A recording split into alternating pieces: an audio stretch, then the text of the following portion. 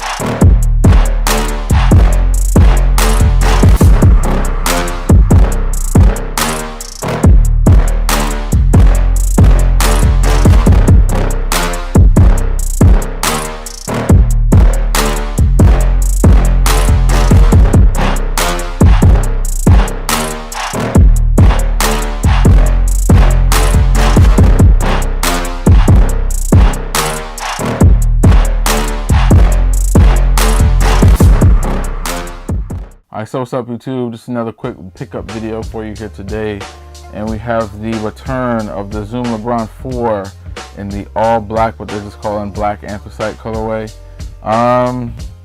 You know, these are the LeBron 4s. As you guys know, I'm not really a LeBron guy, but these were the only LeBrons I bought like during the original runs of LeBrons. I didn't buy the Zoom Generations or the 1s or the 2s. Or the Zoom Generations, the 2s or the 3s, even though I like the 3s. I did like the 3s, but not enough for me to, you know, like, oh, I'm walking around in some LeBrons, you know what I'm saying? But when, I remember when these got announced and we heard that the 4s were going to be foam posit, I was like, damn. And this is 2006. So, you know, at the time, I hadn't had any foam posits since my original foam pros. So I was like, okay, these, you know, I might have to pull the trigger. And sure enough, when I love the design, I love how they went crazy with it. So these were the LeBron 4s were the only LeBrons I had gotten up until recently when, you know, they started bringing back the LeBron 2s and the 3s. And then they went to the finals that year, and I was like, I'm never buying LeBrons again. But anyway, so they brought back these and the graffitis.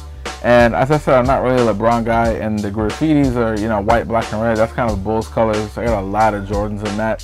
So I was like, I'd rather get the all black colorway as opposed to those. I feel like these would get worn more. Even though I did just get the all black foam posit 1s as well. But these are like foam posits on steroids. So I was like, you know what? I'll go ahead and cop them. You know, if I don't like them or if I get tired of them, you know, I can just get rid of them down the road. It's no big deal. But yeah, so just, you know, getting the shoe, and I did grab one of my OG pairs. I have this colorway and the white and navy joints. And, you know, after I, you know, got them in hand and I compared them to the original pair, like they're pretty much, I mean, they pretty much 1-to-1, bro. Pretty much a 1-to-1, maybe, you know, a percent here, percent there. So they're basically, you know, 97, 98% accurate to the original. The foam posit material, it could just be this colorway, or it could be that, you know, this black hair is, you know, it's just old, so the texture's kind of broken down a little bit. But this material does feel like a little smoother, a little glossier, whereas my original pair, the black, kind of feels a little more textured. Like I said, that just could be, you know, due to aging. But everything else, like literally all the materials, the materials that you use on the strap, it's like Durabuck, so it's like a synthetic nubuck. The laces, the straps going across, everything, the weight of the shoe, everything feels the same. They feel pretty much the same on foot. I did these, I wouldn't say they're wearable, but I did put them on. But these are well worn, well broken in. So obviously these, you know, this pair is gonna feel more firm. You still gotta break them in. So, but from what I remember, these feel how I remember these feeling originally. So, in terms of how well of a job they did bringing the shoe back accurately to its original counterpart. I would say they did an outstanding job. Like I said, you know, I'd rank it 97, 98% accurate. You know, maybe there's some few things here and there. But overall, they did a great job on these. I'm really looking forward to wearing them. Just having a excuse me, just having an all black shoe that you can just, you know, beat up. I can hoop in these if I choose to. You know, I can do a lot. I can basically do anything on. You know, they're pretty much indestructible. They're all black. They're gonna, you know, stay clean. You don't have to worry about that. So that was my main reason for wanting to pick them up. And I think there's an eggplant colorway coming as well. But I'm trying to get these eggplant foam posits instead. So I think I'm gonna go with the, excuse me. I think the dust. The top of this box is like dusty as hell. It's got me sneezing. But yeah, I think there's an eggplant colorway coming. So, but I would rather get the eggplant foam posits that are dropping rather than the foam 1 or the LeBron 4s. So I probably won't buy those. That's why I went ahead and just grabbed these. And yeah, so if you're thinking about it, I know the graffiti pair seems to be selling everywhere or sitting everywhere. And then I know that these had initially sold out, at least on Nike.com on that drop. And then they restocked recently. That's when I bought them. Because I had a couple of codes so I could get them a little under retail. So I just went ahead and pulled the trigger. Fitment wise, I know when I bought my originals, I was a size 12 at the time, and I actually went down half a size on these. Because in my opinion, or just to my taste, there was too much room in the toe, so I went down half a size to an 11.5. I wasn't sure with these because like the recent retro LeBron 2s and 3s both fit really small. So like if you've been on my channel, then you know I kind of go between 12.5 and 13. I have 13s in both the LeBron 2s and 3s, and they fit pretty small. So I was like, you know, I don't know if these were going to fit small like those, or if they're going to fit like how I remember the originals being, and being like super roomy in the toe. So I did actually buy 2 pairs. I bought a 12.5 and a 13. And for me, the 13 was the size to go. So these don't seem to fit super big like the originals did, at least for me. So if you're looking about, or you're thinking about sizing, if you're not a wide footer, you should be safe going true to size. Unless you're looking for a super snug fit. Like for instance, if I was hooping in these, 12.5 would be, you know, that's the size I would go with, because it's a super snug 1-to-1 fit.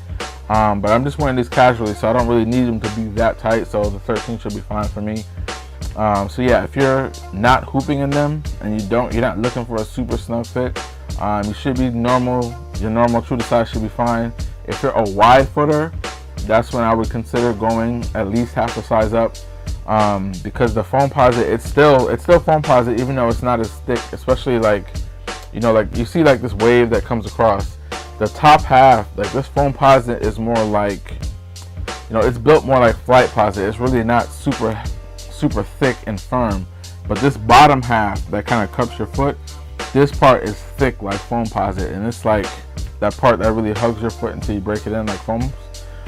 So if you're a wide footer, obviously try them on if you can. That's always the best option. But most likely you're gonna have to go up half a size, just to kind of give that foot a little bit of space to breathe. And you know, you're still gonna have to break it in, but it shouldn't be as constricting as if going to true to size. So yeah, if you're a wide footer, I would say go up at least half the size. I mean, unless your foot is crazy wide, I probably wouldn't go up a full size, because then you're playing with the length of the shoe and how much room you're gonna have in the toe. So fitment wise, you know, that's the way I would go. But yeah, man, they did a great job on these. Like I pulled them out, and then I pulled out my OGs, and like literally just swapping these hand to hand. Other than like the way the foamposite material feels, like the weight of the shoe, everything else, the build quality, the materials, everything literally feels identical. Literally feels identical. And these have held up really well. The only part that broke off was the end piece. So if you see the very end of the strap, there's like a little plastic piece here that has 4 circles and Nike in it. So that was the only part that kind of broke off when I opened these up. It was just a pile of dust in the box, so you can see it's completely missing from here. That was the only plastic part that broke off. But everything else on the shoes held up perfectly.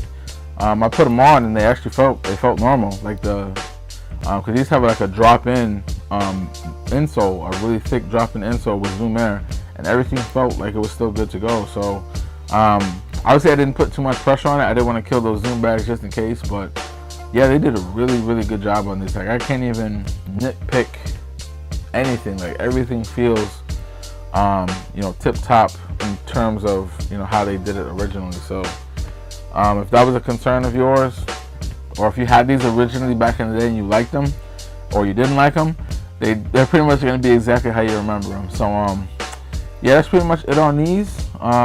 So just be on the lookout. I'm sure these will eventually go on sale, just like the LeBron 2s and 3s, and even I know some of the colorways of the Zoom generations went on sale. So LeBron's don't really sell like that, and Nike's pricing them like crazy. I think the originals of these were like $150, maybe something like that, and now they want $240 for these. Nah, bro. Nah, these aren't Jordan retros. These don't carry the same weight like like Jordans do. So I'm sure if you wait around, you'll definitely catch these on sale. Obviously you have to take that risk with your size. If you're like me and you're 12 and a half, 13, or you're just a bigger size, like above 11, then you might not have the leeway to wait too long, but otherwise you should be fine. These aren't going anywhere. Most likely these will be in the outlets eventually for $120, $130. They might have an extra 30% off sale or something like that. You'll be able to catch it down the line. But yeah, that's pretty much gonna be it on this, and that is the LeBron 4 in the all black colorway. As usual, if you like the type of content, do all that good YouTube stuff for me. Like, comment, share, and subscribe. And I'll see you on the next one. Peace out.